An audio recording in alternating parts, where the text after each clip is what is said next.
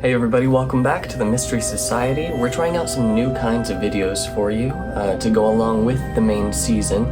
These are going to be more of a one-on-one, or I guess like 1 on 1200, because that's how many of you there are now. We just really wanted to try and tell some more stories, and these didn't really fit into some of our main seasons, so we're going to try them out like this. Let us know in the comments what you think. And we're just gonna keep on doing the main season as well, as we always have with Nate and I discussing these mysteries together. So expect those videos as well. We just have a lot of stories we wanted to tell, so we hope you enjoy them. And without any further ado, let's hop into today's mystery.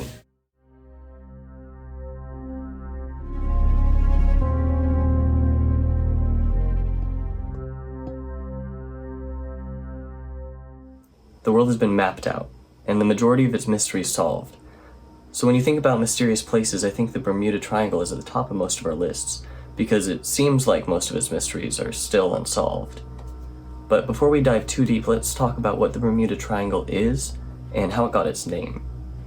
The Bermuda Triangle is a large body of water, marked with its 3 points, Miami, Puerto Rico, and Bermuda. It's roughly 1 million square miles of ocean in the Atlantic Ocean, and where an inordinate amount of disappearances are said to have occurred, both of airplanes and of ships. But how did this all start? Well, it got its name and legend a lot more recently than you might think. In December of 1945, Flight 19, a squadron of 14 men, took off in their 5 TBM torpedo bombers from Fort Lauderdale on a routine navigation and bombing training mission. They never returned.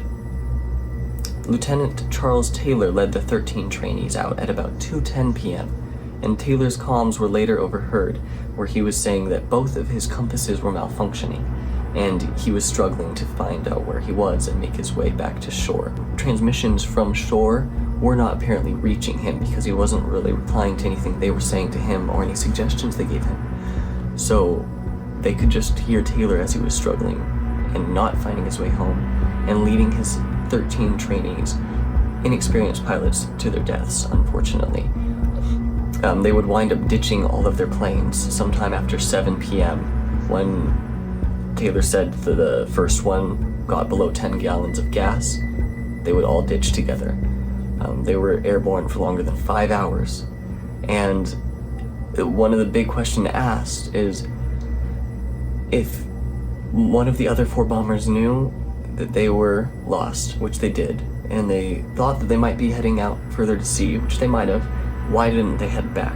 Why didn't somebody turn around and ditch and go back to wherever they thought land might be? Because they seemed like they were so close.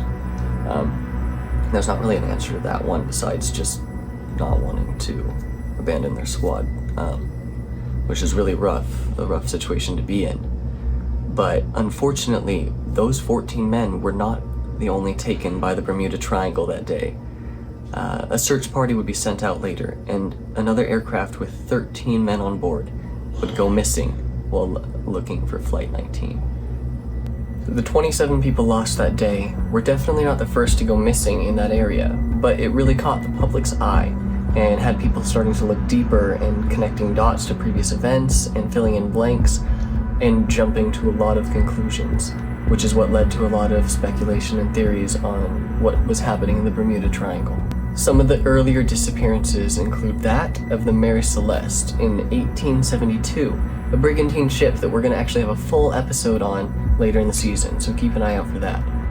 There's also the USS Cyclops, a 542-foot-long US Navy ship, who, along with her 309 crew members, disappeared without a word. And this would actually wind up being the greatest single loss of life in US Navy history in a single event. Another really important shipwreck that happened in this area occurred in 1609, when Sir George Somers shipwrecked off the coast of Bermuda, and along with his crew, they wound up becoming the first settlement on the island.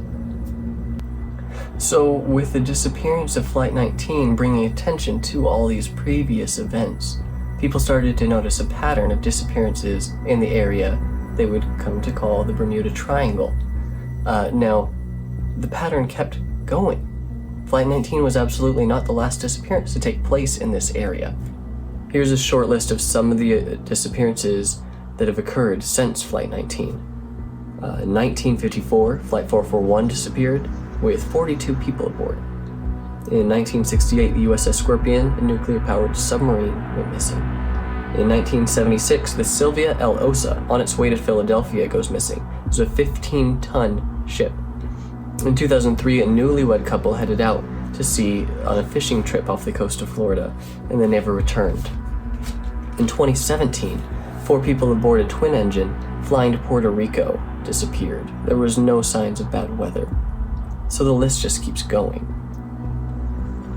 And there are more disappearances that I didn't even have the time to talk about. So the question remains, why here? And what's happening? And why are there so many theories? And I think it's because there are probably about as many causes to these disappearances as there are disappearances. And a lot of these theories are actually going to come into play.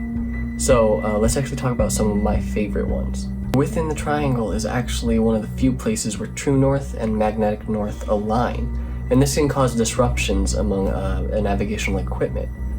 Remember Lieutenant Taylor radioing in that both of his compasses were malfunctioning. This could explain why that was happening, and then when that happens, the stressful situation that you're put under, it can be really easy to make a slightly wrong turn or to overcorrect and lead yourself out into open water with no land markers in sight. And it's nothing to see but ocean and sky, which leads me into one of my favorite theories about what's happening out here. So vertigo, or spatial disorientation, is something that pilots experience more often than we'd think. Without instruments, pilots use the horizon to determine where they are in the air, how they're turning, and their pitch and all that. So in certain weather, you can't see the horizon, and you have to rely on your instruments. And actually, out at sea, sometimes the ocean and the sky just kind of blend into one, and a pilot could not tell that he was flying straight at the water. And so that's why you have to trust your instruments. So when you start doubting your instruments, is when vertigo can set in, where you really have no awareness of what's up and which direction you're turning. And you can, in that mindset, make some awful decisions. It's a very scary thought. It takes a lot of bravery to get up in the air as a pilot anyways. So I can only imagine in those situations how tough it would be to make a decision on which direction to go if you're not trusting your instruments, which is why it's so important to be able to rely on them still.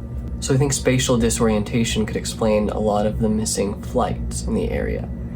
But what about the larger vessels in the submarine? I think that's where hurricanes and some of the stranger weather phenomena in the area could come into play. The ocean, we know, is ruthless, as we'll see throughout the rest of the season. And man continues to underestimate it. And I wouldn't be surprised if that is what swept away some of these larger vessels, or even the submarine underwater currents that they just weren't expecting or couldn't handle. So I think that kind of explains some of those larger missing ships and vessels. So all in all, I don't really see anything supernatural about this area, but the question still stands: why is what's happening in this area at all? Well, trade routes for one. The ships that are disappearing, a lot of them are on trade routes that need to swing underneath Florida to get to where they're going. It's a high traffic area. There's a lot of ships.